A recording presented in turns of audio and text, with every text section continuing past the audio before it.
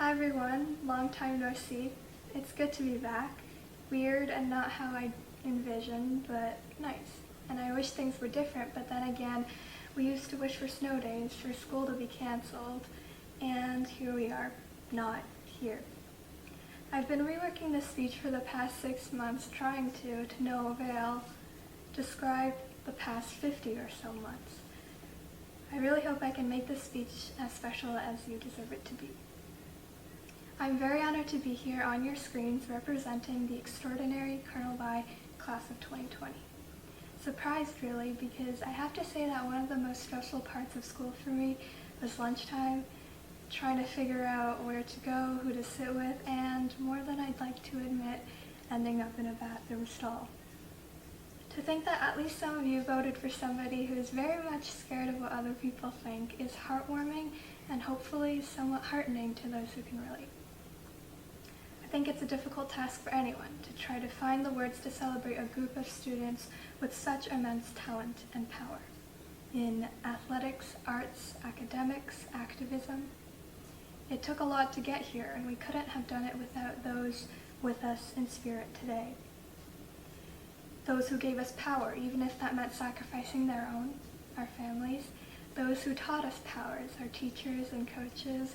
Those who made sure we could have limitless powers, our support and guidance staff. Those who gave us a place to discover them, our admin. And those who shared their power, fellow classmates, whom I miss a lot. Thank you for changing and charging our lives, igniting scholarships, pursuits in post-secondary athletics, dream schools, apprenticeships, backup plans, gap years, first-generation graduates. Whatever endeavors are next for you, just know it's beyond the already incredible achievement of finishing high school. We met when we were 14 at 9:15 a.m. back in 2016. This year we went from 17 to our 18th birthdays, turning COVID-19 all in 2020. Also turning quarantine somewhere in between, now graduating. Doing so, in the words of the OCDSP, iconically, graduating in the midst of, among many things, COVID, which you can totally use to guilt your kids one day. If they complain about school, you can respond with the, back in my day, we continued school during a global pandemic, we didn't graduate until December. Not only did our parents not allow us to go out, but the law too, and before we can even gain the freshman 15, we had the COVID-19 pounds of weight gain. They don't have to know the details, the fact that school is online, which was more often than not interpreted as no deadline. Exams were canceled. I think that it's only fair we start planning these parenting tactics, considering how popular sassing our elders with "okay boomer" became.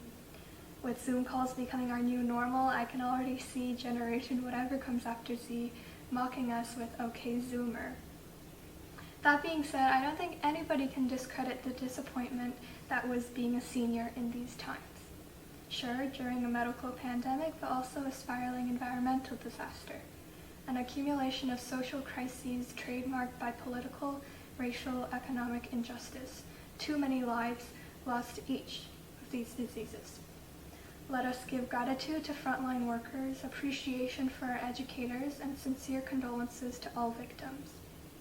From these past few months, it cannot get more clear that when there is no cure to a virus, whether it is of the human body or of the judicial body, and no collective effort towards preventing, not just treating, disease, catastrophe is inevitable. As students, although we only had so much systemic reach, cultural reach, which was developing an informed community, is just as important.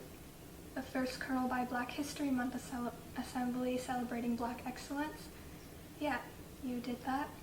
First official Orange Shirt Day assembly bringing awareness to Canada's horrifically recent residential school system. You did that too. Reaching $1 million donated on behalf of CB's Relays for Life for cancer research. You did that. These are just some of your contributions from the past 4 years. I hope you are so proud, but also never satisfied. thousands of dollars and voices raised by student-run clubs for various causes. Yes, you did that too.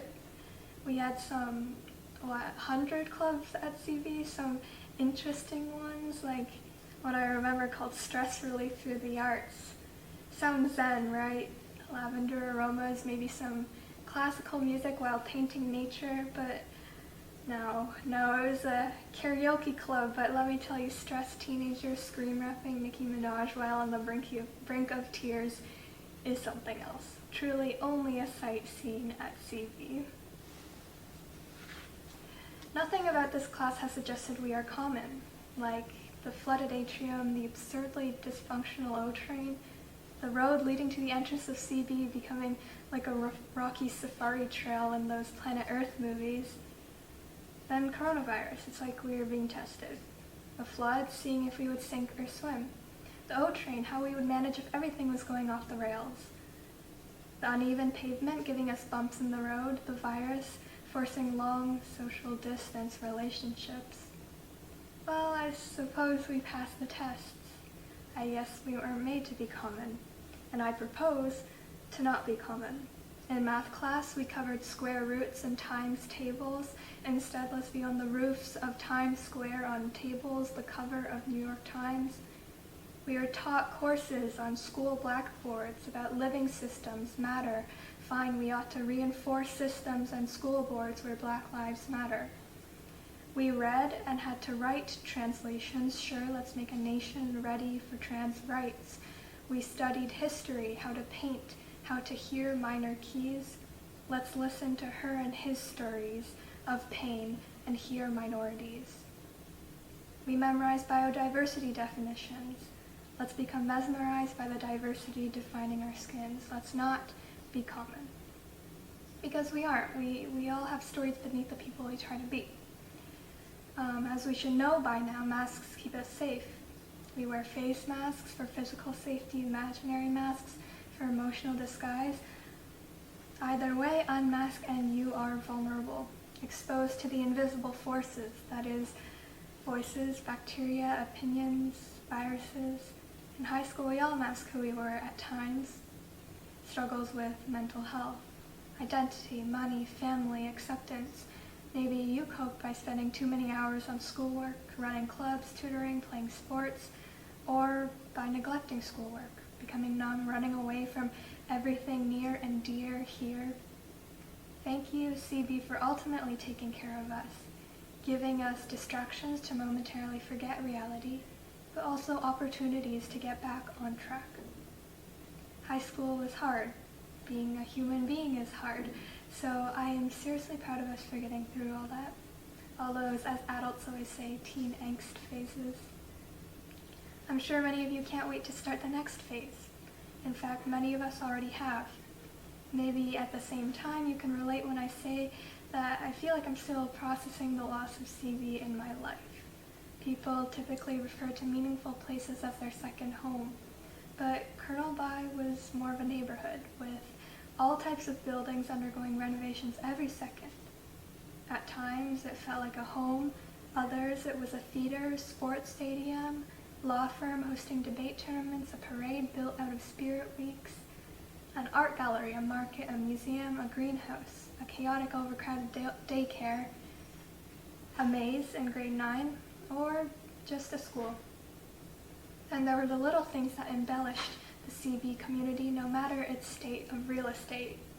Our extravagant holiday and end-of-year assemblies, the unmatched amount of heart in our Relays for Life, our one-of-a-kind career vision program, the staff that supported us beyond just academically, the charming, moldy lighting in the cafeteria, our breathtaking productions, our attendance slip givers in the office who always humbled us with their disappointment in our excuses for being late, particularly if we said traffic.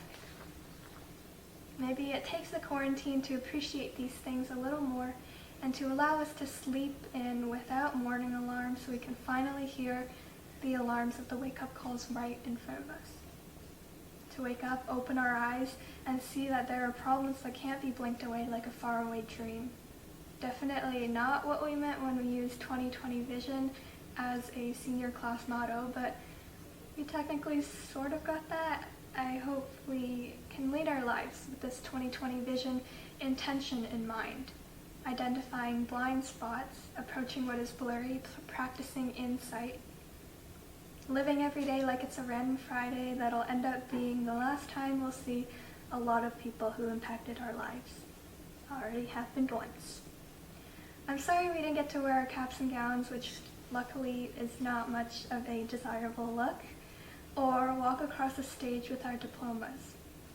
And I've tried my very best to avoid being cheesy, but truly, the future can be our metaphorical stage to shine on. I encourage you to love openly and feel shamelessly.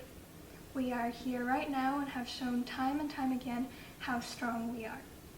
You don't need anyone else, anything, anywhere, because there's that saying, quality over quantity, and you are someone, something, somewhere. Thank you so much, everyone, for everything, everywhere. I cannot wait to see the ones we become, the things we'll do, where we'll be, class of 2020. Congratulations to you all. I wish you the absolute best. Well, that's all from me today, CB. Have a thank you for the memories Thursday.